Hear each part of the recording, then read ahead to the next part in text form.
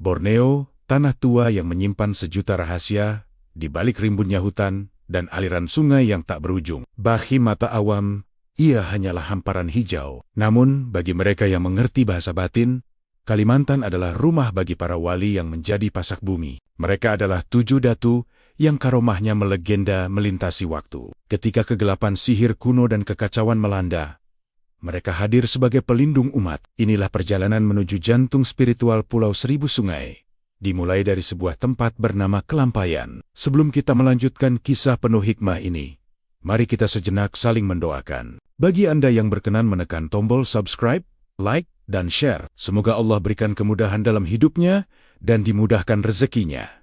Amin. Kisah kita bermula di masa ketika Kesultanan Banjar berada di puncak kejayaan spiritualnya. Di tanah ini, ada sosok matahari yang menyinari Nusantara bagian timur, yaitu Syekh Muhammad Arsyad Al-Banyari, atau yang lebih dikenal sebagai Datu Kelampayan. Beliau adalah poros utama.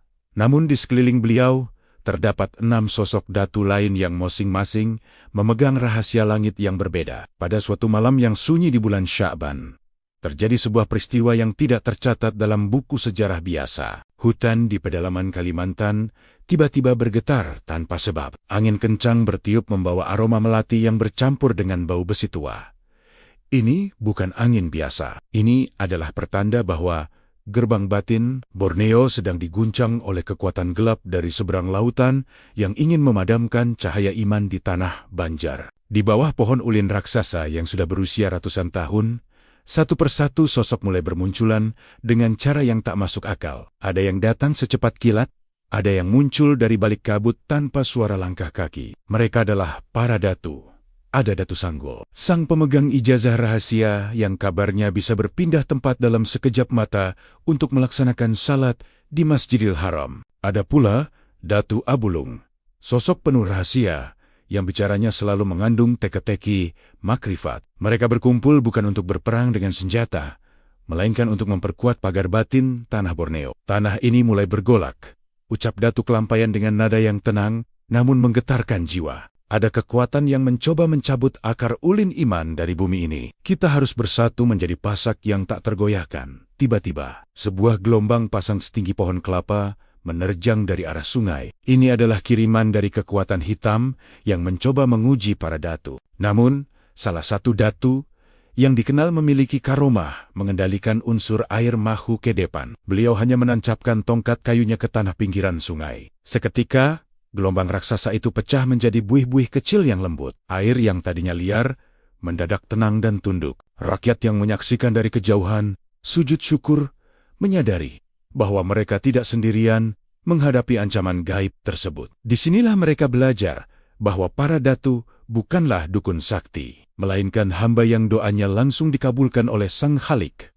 Karena ketulusan pengabdian mereka, jika Kalimantan memiliki pasak-pasak bumi, maka salah satu yang paling unik dan misterius adalah beliau. Penduduk Banjar mengenalnya sebagai Datu Sanggul, seorang wali yang hidupnya seolah melompati batas ruang dan waktu. Namanya harum bukan karena pasukan yang besar, melainkan karena sebuah rahasia besar yang ia simpan rapat di balik senyum ketawaduannya. Sebuah rahasia yang kelak membuat gempar Masjidil Haram di kota suci Makkah, ribuan mil jauhnya dari tanah Borneo. Kisah ini berawal dari sebuah keheranan yang terjadi di Masjidil Haram, Makkah.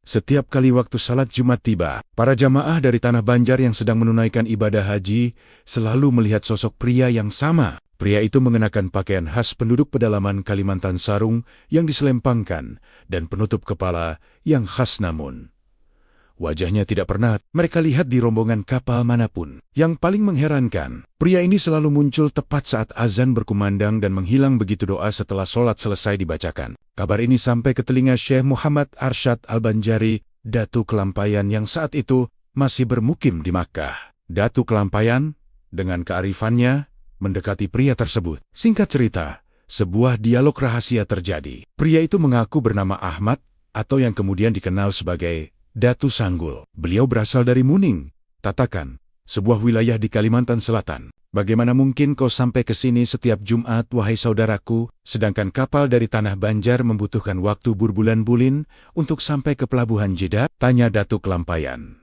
Datu Sanggul hanya tersenyum tipis. Beliau tidak menyebutkan mantra atau kekuatan sakti. Beliau hanya berucap tentang ketulusan rindu kepada Sang Pencipta. Inilah yang oleh para ulama disebut sebagai ilmu lipat bumi.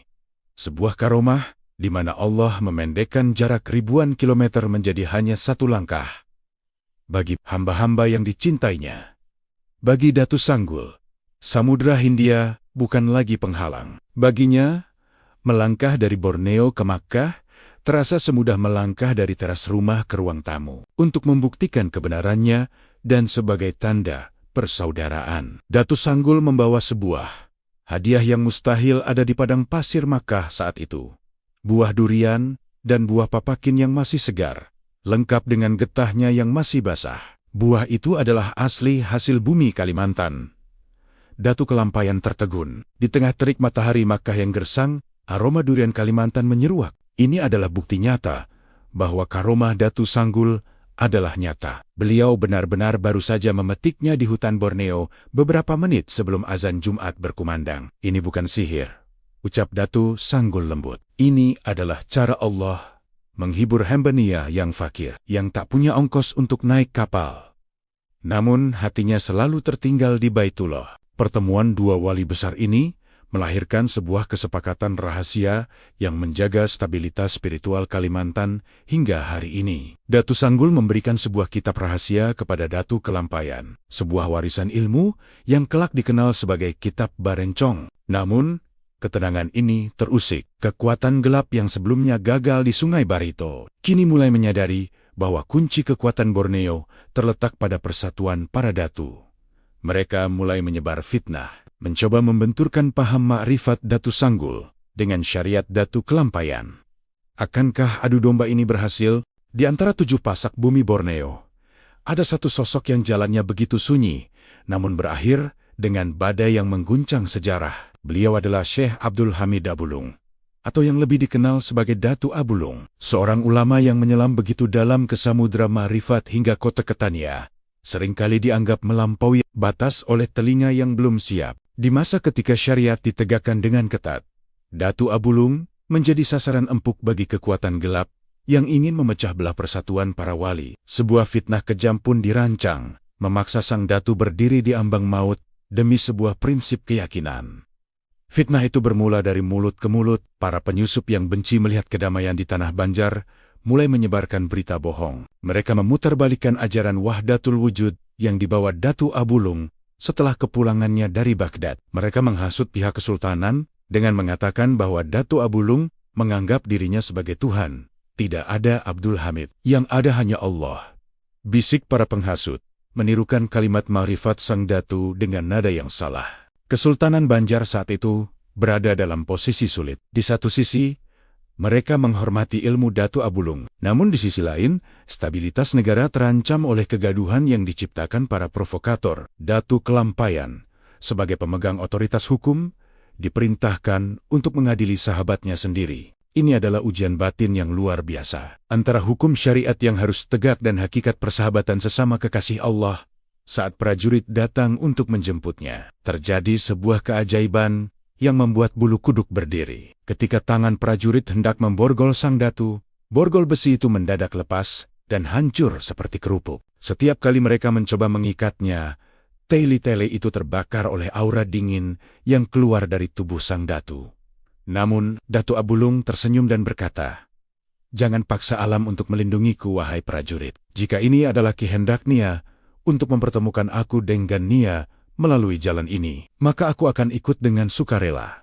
Beliau kemudian berjalan sendiri menuju istana tanpa perlu diseret. Sepanjang jalan, air sungai yang dilewati perahu beliau terlihat tenang, dan ikan-ikan meloncat ke permukaan, seolah memberikan penghormatan terakhir kepada sang wali yang akan menghadapi ujian maut. Di hadapan sidang ulama dan sultan, Datu Abulung tetap teguh. Beliau tidak membantah. Namun jawaban-jawabannya yang penuh rahasia ketuhanan justru semakin membuat para hakim bingung. Akhirnya, keputusan pahit diambil demi meredam gejolak massa.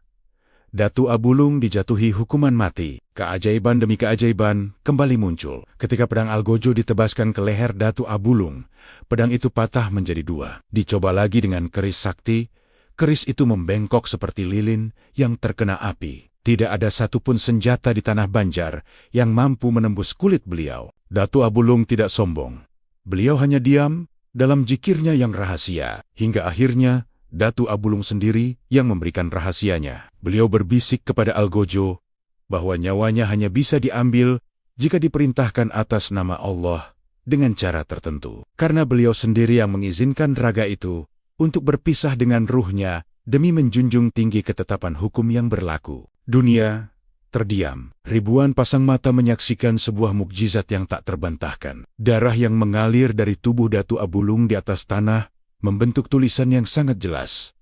La ilaha illallah. Kalimat tauhid itu tertulis dengan darah merah segar, menjadi saksi abadi bahwa hingga tetes terakhirnya, Datu Abulung adalah hamba yang sangat mencintai Tuhannya. Fitnah itu pun hancur berantakan. Para penghasut lari ketakutan, menyadari bahwa mereka baru saja mencoba membunuh seorang kekasih Allah yang sesungguhnya. Datu Abulung telah berpulang, meninggalkan pelajaran bahwa cinta kepada Tuhan terkadang menuntut pengorbanan yang tak masuk akal. Namun, kematian sang Datu bukanlah akhir. Di pedalaman Kalimantan yang lain, muncul sosok Datu yang kekuatannya terletak pada kekuatan fisik yang luar. Biasa seorang Datu yang mampu mencabut pohon ulin hanya dengan satu tangan dan melawan penjajah dengan keberanian yang tak tertandingi. Siapakah beliau yang dikenal sebagai panglima para wali ini? Jika para Datu sebelumnya dikenal dengan kelembutan makrifat dan kecepatan cahaya, maka pasak bumi yang satu ini adalah perlambang kekuatan fisik dan keberanian yang tiada tara. Beliau adalah Datu Kandang Haji,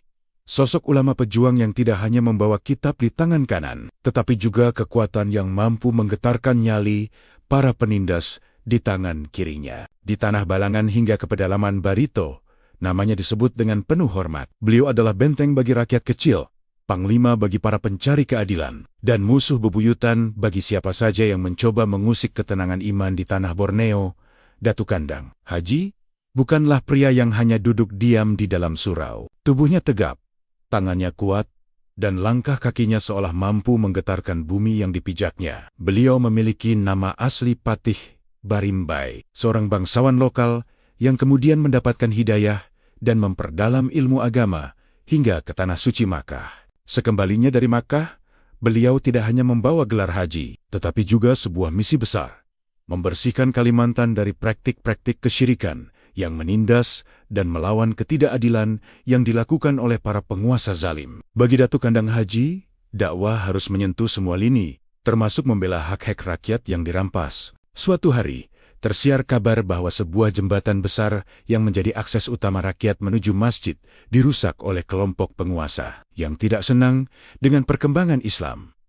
Mereka menantang siapapun untuk memperbaikinya. Datu Kandang Haji datang dengan tenang. Di depan mata ratusan orang yang tercengang, beliau mendekati sebatang pohon ulin raksasa yang belum ditebang. Beliau tidak menggunakan kapak atau gergaji. Beliau hanya mengucap bismillah.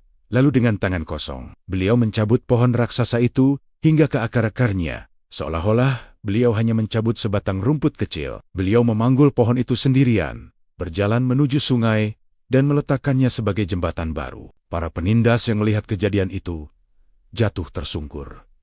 Keberanian mereka lenyap seketika. Mereka menyadari bahwa yang mereka hadapi bukanlah sekadar ulama biasa, melainkan sosok yang dijaga oleh kekuatan langit. Datu Kandang Haji tidak pernah menggunakan kekuatannya untuk menindas. Justru, beliau adalah tempat berlindung bagi rakyat yang tertindas. Pernah suatu ketika, seorang janda miskin mengadu bahwa tanahnya dirampas oleh orang kaya yang berpengaruh. Datu Kandang Haji mendatangi rumah orang kaya tersebut tanpa perlu banyak bicara. Beliau hanya mengambil sebuah batu besar yang ada di halaman rumah itu dan meremasnya hingga menjadi debu di depan wajah orang kaya tersebut. Sambil menatap tajam, beliau berkata, "Tanah yang kau ambil tanpa hak akan menjadi beban di lehermu di akhirat kelak. Kembalikan sekarang, atau kau akan hancur seperti batu ini."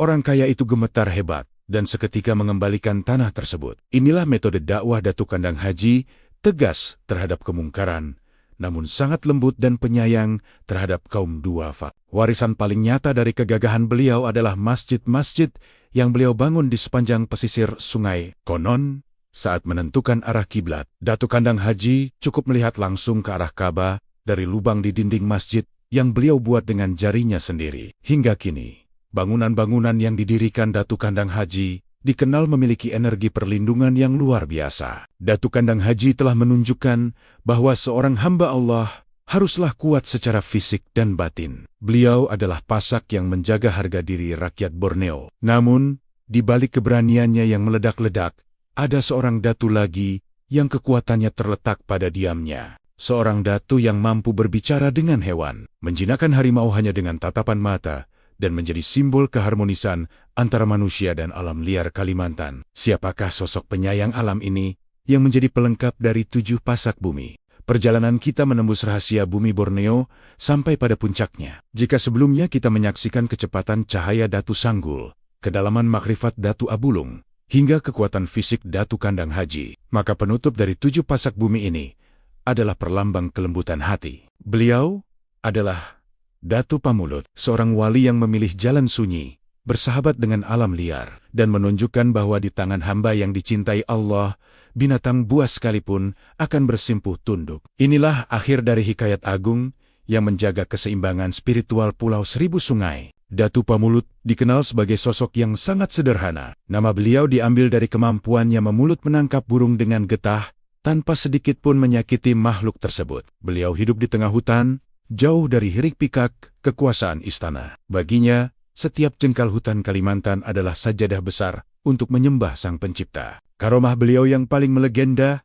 adalah kemampuannya berkomunikasi dengan makhluk-makhluk hutan. Di masa itu, gangguan binatang buas seringkali membuat warga desa ketakutan. Namun, cukup dengan kehadiran Datu Pamulut, konflik antara manusia dan alam tersebut sirna. Beliau tidak mengusir binatang-binatang itu dengan senjata, melainkan dengan bahasa kalbu yang membuat hewan-hewan itu mengerti batas wilayah manusia. Kekuatan gelap yang selama ini mencoba mengguncang Borneo menyadari bahwa mereka tidak bisa mengalahkan para datu satu persatu. Mereka pun melancarkan serangan batin serentak ke seluruh penjuru Kalimantan. Hutan-hutan mulai layu, dan wabah penyakit mulai menyerang penduduk. Disinilah peran penting Datu Pamulut sebagai penyeimbang. Beliau memanggil seluruh energi alam bawah sadar Borneo melalui zikirnya yang menembus akar-akar pohon ulin dan aliran sungai Barito. Beliau menyatukan doa ketujuh datu dalam satu frekuensi ketauhidan yang kuat. Datu Kelampayan dengan syariatnya yang kokoh,